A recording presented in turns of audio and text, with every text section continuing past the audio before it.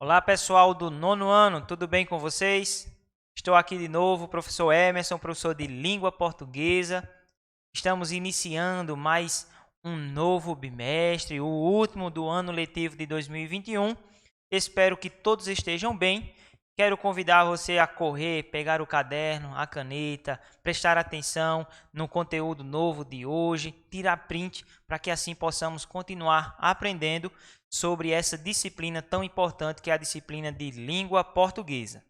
Na aula de hoje, nós estaremos aprendendo sobre propaganda eleitoral. Quando a gente fala sobre propaganda eleitoral, vem na nossa mente uma infinidade de pensamentos, como por exemplo, discursos, palanques, não é? Palestras, promessas, não é? E esse campo da propaganda eleitoral envolve, não é, muita expectativa, principalmente para quem é candidato e para os eleitores. Então é um gênero muito importante, certo? Que a gente precisa aprender e a gente precisa se informar sobre ele. Na era em que estamos vivendo, onde as informações elas são difundidas rapidamente nas redes sociais, nos sites de busca, é importante que a gente fique atento, né, como futuros eleitores, às propostas, à fala, né, à vida dos candidatos. Mas o intuito da aula de hoje é a gente aprender sobre essa esfera, tá bom? Então, a propaganda eleitoral é toda a mensagem de autoria dos partidos políticos ou candidatos dirigida aos eleitores e que tem a finalidade de obter votos. Quem aqui nunca assistiu na TV, né? Está lá assistindo um programa, de repente dá uma pausa e diz: esse tempo é direcionado à propaganda eleitoral gratuita, e passa ali, né, vários candidatos falando de suas promessas, de seu número, de seu partido, não é? Está tentando ali vender cada um a sua ideia para nos convencer, para convencer o eleitor e obter o voto. O teor de uma propaganda eleitoral consiste de vários assuntos de interesse das agremiações partidárias, que são transmitidos aos eleitores de modo a convencê-los de que a mensagem apresentada é a mais coesa e interessante.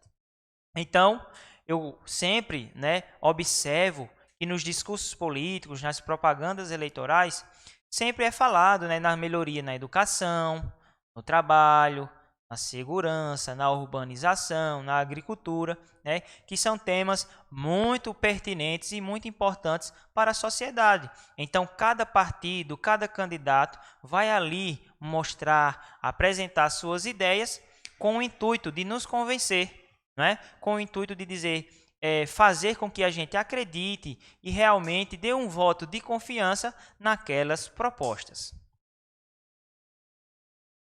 Conceitos gerais, né? Quais são os conceitos que envolvem a propaganda eleitoral? A propaganda eleitoral somente é permitida após o dia 5 de julho do ano da eleição. No segundo semestre do ano da eleição, não será permitida qualquer tipo de propaganda política paga no rádio e na televisão. A violação resulta em multa no valor de 5 a 25 mil reais, ou o equivalente ao custo da propaganda, se este for maior, tá? Então, a propaganda eleitoral é algo organizado, não é? Não é algo aleatório que todo mundo pode sair aí enchendo a rua, por exemplo, de panfletos, enchendo a rua de adesivos, pintando as casas, né? E nós percebemos que a cada eleição essas informações elas vão sendo mais divulgadas nas redes sociais, porque a lei federal que rege, né, a questão da propaganda eleitoral, ela tem um cuidado para que a gente possa manter a cidade limpa, a cidade bem organizada, né, para que não fique toda pichada. Então, de repente aí, o político, né, ou determinado partido pode até receber uma multa se violar esta lei, tá? Dando continuidade, onde se realiza a campanha eleitoral. A realização de qualquer ato de propaganda partidária ou eleitoral em recinto aberto ou fechado não depende de licença da polícia. É necessária apenas comunicação à autoridade com antecedência de no mínimo 24 horas para garantir o direito contra quem tencione usar o local no mesmo dia e horário, permitindo ainda o funcionamento do tráfego e dos serviços públicos possivelmente afetados. Então, nós vemos aqui que há uma organização, não é? É importante que os partidos comuniquem, certo? A esfera que rege a propaganda eleitoral de cada município para que possa garantir o direito, né, de ir lá apresentar suas propostas, de mostrar o que tem em mente para os próximos 4 anos, não é? Ano que vem é ano de eleição de presidente, de governador, de senador, deputado federal, deputado estadual. Então, nós como pessoas da sociedade precisamos estar sempre aprendendo, observando, ouvindo, vendo as propostas de cada um e escolhendo a melhor para nós, né, a melhor para a nossa comunidade. Então, não é à toa, né, que tem uma lei que rege toda a organização durante o período eleitoral. E aí eu trouxe alguns exemplos, né, de propagandas políticas, tá certo? Essas propagandas elas podem ser difundidas em folhetos, em adesivos, no rádio, na TV, nas redes sociais, tá? Hoje e cada vez mais, né, hoje em dia e cada vez mais, nós vamos observando que esse leque de opções está se expandindo. Então, essa propaganda especificamente ela diz assim: mais mulheres na política, a gente pode, o Brasil precisa. Então essa propaganda aqui, né, relacionada à propaganda eleitoral, está pedindo, está estimulando para que as mulheres e também para que os homens possam abrir espaços, possam participar, não é, desse conclave. Eu costumo chamar que é um conclave realmente, é uma reunião importantíssima a política, porque o nosso futuro, o futuro de uma nação, depende muito da política, tá certo? E aí tem aqueles que aproveitam a oportunidade, que talvez não acreditam nos políticos, né, em geral, ou que de certa forma só quer utilizar o momento para um entretenimento, para criar uma brincadeira, não é? Antes de eu ler esses memes que estão aí, ou essas propagandas, melhor dizendo, nós temos, por exemplo, o Tiririca, lá de São Paulo, que é um deputado. Ele, na primeira eleição que disputou, ele foi o deputado mais bem votado, né? Teve mais de 1 milhão de votos lá em São Paulo. E ele dizia a seguinte frase, né? Pior do que tá, não fica.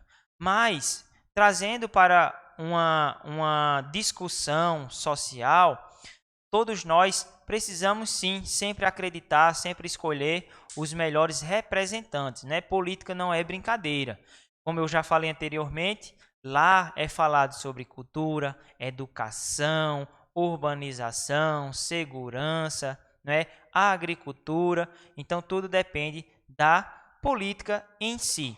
Então nós temos esses exemplos, né, de pessoas que vão lá e levam para o lado mais de fazer coisas engraçadas. Então tem lá o PSL, o vereador Chapolin, 170117. Aí muitos têm dinheiro, mas eu tenho amigos, vereador Evandro. Então, enquanto pessoas que levam para o lado mais sério, outros já vão para um lado mais cômico, mas enfim, o interessante é notar que a propaganda eleitoral ela está aí, certo?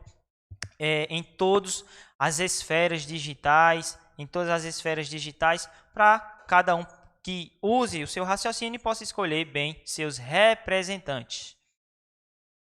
E aí, keep calm and vamos ver um vídeo, ou seja, tenha calma que agora nós vamos ver um vídeo, certo?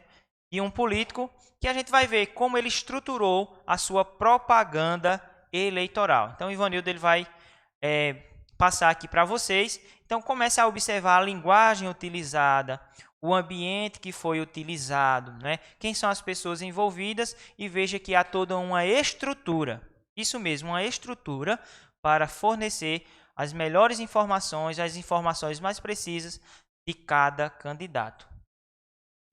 Começa agora o programa de Fernando Collor, senador. Uma carreira brilhante, uma trajetória política longa e precoce. Você certamente conhece Fernando Collor. E se não conhece, precisa conhecer. Ele foi prefeito de Maceió aos 29 anos de idade. O mais jovem a assumir uma capital. E foi o mais votado no estado para deputado federal. Também foi o governador mais jovem do país.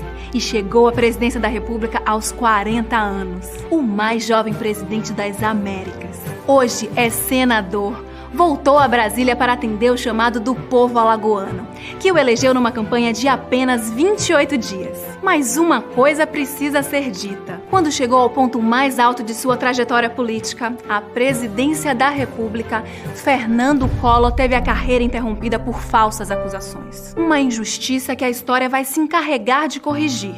O povo alagoano merece saber a verdade e entender os fatos de maneira simples e direta.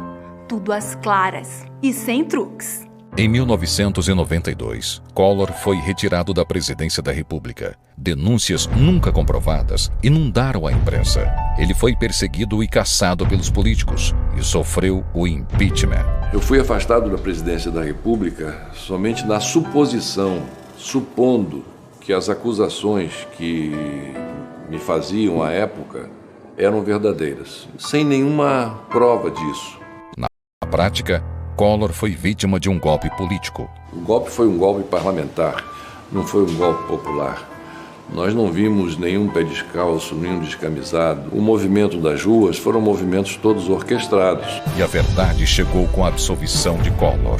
Ele foi 2 vezes considerado inocente pelo Supremo Tribunal Federal. Em 1994, eu fui absolvido de todas as acusações. E agora, recentemente, mais uma vez...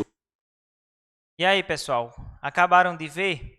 Claro que eu trouxe, uma propaganda lá de outro estado, mas o intuito foi mostrar para vocês a estrutura, utilizada, o investimento que foi feito para trazer ali as informações do candidato. Vocês viram que enquanto a mulher estava apresentando os fatos positivos, e uma música bem animada, uma música de ação, e quando ela começou a falar sobre o impeachment que o candidato sofreu, veio uma música triste, uma música de reflexão. Então, tudo isso são elementos, tá certo? São elementos utilizados na propaganda eleitoral. E o debate também, é bom salientar isso, que existe o debate político, onde cada um vai apresentar suas ideias, vai fazer perguntas entre si, tentando sempre encurralar o seu oponente, mostrando que eu, por exemplo, sou o mais preparado, eu sou o mais adequado para aquele momento, tá certo? Então, eu espero que vocês tenham aprendido sobre esse gênero muito importante, importantíssimo, melhor dizendo, e obrigado, até a próxima aula.